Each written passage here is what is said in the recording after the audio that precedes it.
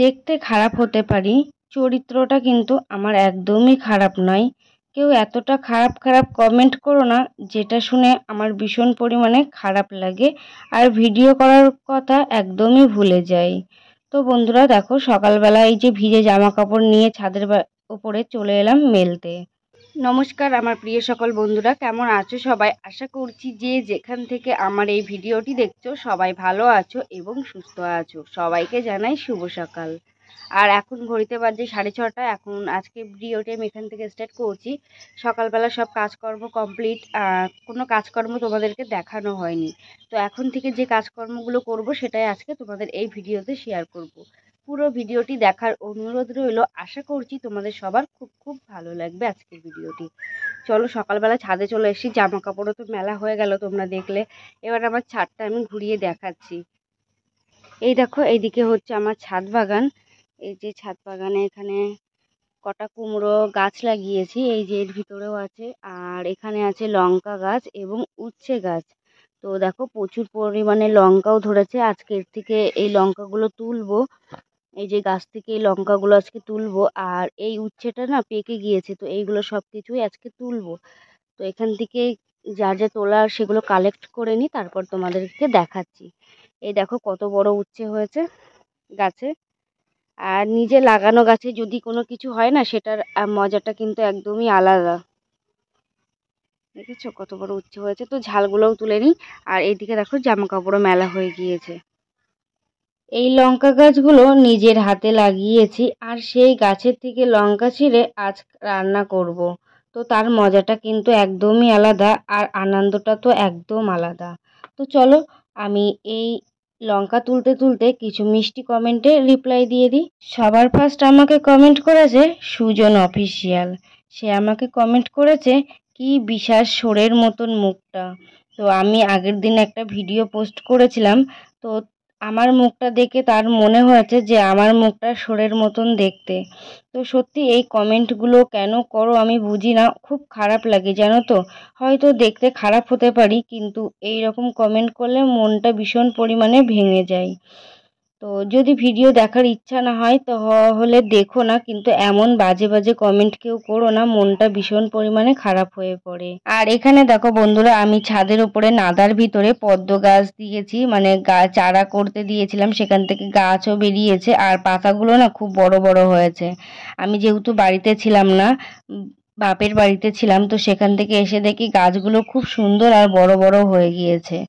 আর এই যে উচ্ছে, যে উচ্ছেটা তুললাম না, ওই উচ্ছের থেকে আবার দানাটা বার করে আবার এই গাছের এই মাটির উপরে দিয়ে দিলাম, যেন এখান থেকে আবার উচ্ছে গাছ হবে, তার থেকে আবার উচ্ছে হবে, সেই কারণে। আর তারপরে এইদিকে নিচে চলে এসেছি। নিচে এসে এখান কলপার থেকে কুলেখাড়ার পাতা তুলে এনেছি। এই কুলেখাড়ার পাতাটা এখন রোজ নিয়মিত সকালবেলা খালি পেটে খাচ্ছি, কারণ জানো তো গায়ে রক্তর ভীষণ সমস্যা, আর ভীষণ পরিমাণে রোগা হয়ে যাচ্ছি দিন দিন, কেন জানি না। তো মা আমাকে বললো রোজ সকালবেলা কুলেখাড়ার পাতা খেতে। তো আজ থেকে আর রোজ সকালবেলা আবারও কুলেখাড়ার পাতা শুরু করব খাওয়া। চলো, আরও কমেন্ট করেছে তরি সোনা বলে একটা দিদি ভাই। সে কমেন্ট করেছে, কল্যাণী আমার বাড়ি, তোমার বাড়ি কোথায় বনু? আমার বাড়ি হচ্ছে চারঘাট, ঘোলা শ্রামপুর, মানে মসলন্দপুর থেকে চারঘাট আসতে হয়, সেখান থেকে ঘোলা। তো এই যে আমার বাড়ির অ্যাড্রেসটা দিয়েই দিলাম তোমাদেরকে। আর এই দিকে দেখো, সবার ফার্স্ট তোমাদেরকে দেখাই আমার ঘরটা। পুরো অগোছালো ঘর ছিল, এখনো পর্যন্ত যতটা পেরেছি গুছিয়েছি। আর ওইদিকে বাক্সের উপরে বাস্কেট, খুব খারাপ অবস্থা ছিল, আলনাটাও খুব খারাপ অবস্থা ছিল, যতটা পেরেছি গুছিয়েছি। আর এই দিকটা তো এখনো গোছানোই হয়নি কিছু, তো এই দিকটাই পুরো জিনিস ভর্তি, এই সব ভর্তি। আর শোকেসগুলোই সব জিনিসপত্র সাজিয়ে নিয়েছি। তো ভীষণ খারাপ অবস্থা, আগে ঘরটা গুছিয়ে নিই, তারপরে তোমাদের সাথে পরে কথা হচ্ছে। 20 দিন বাড়িতে না থাকায় বাড়ির অবস্থা একদমই খারাপ, মানে বাড়ি ঘরদোর, আমার রান্নাঘর বলো, ঘর বারান্দা বলো, এত পরিমাণে নোংরা পড়ে গিয়েছে জিনিসগুলোই। আর যেহেতু 20 দিন পর বাড়িতে এসেছি, বেডশিটটাও সেই কারণে চেঞ্জ করে নিচ্ছি। তো ওই পুরনো বেডশিটটা পাল্টিয়ে আজকে একটু নতুন বেডশিট পারবো, মানে নতুন বাড়িতে এসেছি বলতে পারো। আর নতুন একটু জিনিস ব্যবহার করলে না মনটা ভীষণ ভালো লাগে। শুধু নতুন বেডশিটগুলো ব্যবহার করতে পারি না, কারণ এই যে বেডশিটগুলো পুরনো হয়ে গেলে আবার যে কবে কিনতে পারবো, সেই কারণে নতুন বেডশিটগুলো না এখন ব্যবহার করা হচ্ছে না। তো আজকে মনটা একটু ভালো লাগছে, সেই কারণে বেডশিটটাও পেতে নিচ্ছি। আর চলো বেডশিটটা পাততে পারতে আমাকে আরও অনেক কমেন্ট করেছে, সেই কমেন্টগুলো রিপ্লাই দিয়ে দিই। কমেন্ট করেছে Sourav Biswas, congratulation Mostafa Mia, you are official, Nimai Pal, আলমতি পদ্মার, ইমি পামাইটি, ক্লাইম লোপাট, রুবি সাধনা, চাইতালি মাল, পায়েল অফিসিয়াল শট, মিষ্টি রয়, তনু। এত সবাই আমাকে কমেন্ট করার জন্য অসংখ্য অসংখ্য ধন্যবাদ, এত সুন্দর সুন্দর কমেন্ট করার জন্য। কিন্তু এই যে এতজনের মাঝে দু একজন খারাপ লোকজন আছে, তারা খারাপ কমেন্ট করার জন্য ঠিক চলে আসে। দেখো সুন্দর করে ঘরটা গুছিয়ে নিয়েছি, আর এইদিকে বাক্সটা পুরোটা গুছিয়ে নিয়েছি, আলনাটাও সুন্দর করে যতটা পেরেছি গুছিয়েছি। তো অনেকটা হাঁপিয়ে গিয়েছি জানো, সেই সকাল থেকে যখন থেকে এসেছি তখন থেকে ঘরবাড়ি গোছাতেই আছি। আর এইদিকে দেখো এখনো কত জিনিসের সব অগোছালো অবস্থা। এই যে এর ওপরটা, এই দিকটা, আর এই ব্যাগে যা জামা কাপড় আছে সব জামা কাপড় কালকে কাচতে হবে। কষ্ট হয়ে যাচ্ছে পুরো গরমে, গরমে পুরো ঘেমে স্নান, অবস্থা পুরো খারাপ বন্ধুরা। এদিক দিয়ে জল গড়াচ্ছে, এতটাই গরম লাগছে। তো তাড়াতাড়ি ঝটপট সব কাজবাজ করে নিয়ে রান্না করতে হবে। আর এদিকে দেখো আয়ুষের পাপা হচ্ছে বাজার থেকে মাছও এনেছে, আর সেই মাছটা এখন ধুয়ে নেবো। জানো তো বাপের বাড়িতে যেতে তো খুব ভালো লাগে, আর কোথাও ঘুরতে যেতেও খুব ভালো লাগে, কিন্তু সেখান থেকে এসে এত এত কাজ জমে যায়, সেগুলো করতে গিয়ে আর মনে হয় না যে কখনো ঘুরতে যাব।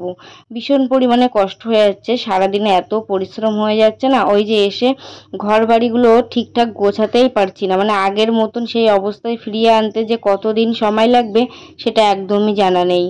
সারাদিন কাজ করে যাচ্ছি, কিন্তু সেই আগের মতন ঘরবাড়ি আর ফিরে পাচ্ছি না। আর এখানে তারপরে যে জামা কাপড়গুলো বাইরে বের করে রেখেছিলাম, এটা হলো তার পরের দিনের ভিডিও। তার পরের দিন এই জামা কাপড়গুলো কেচে দেখো ছাদে চলে এসেছি মেলে দেওয়ার জন্য। আর প্রচুর জামা কাপড় জমেছিল, পুরো একটা গামলা হয়েছে।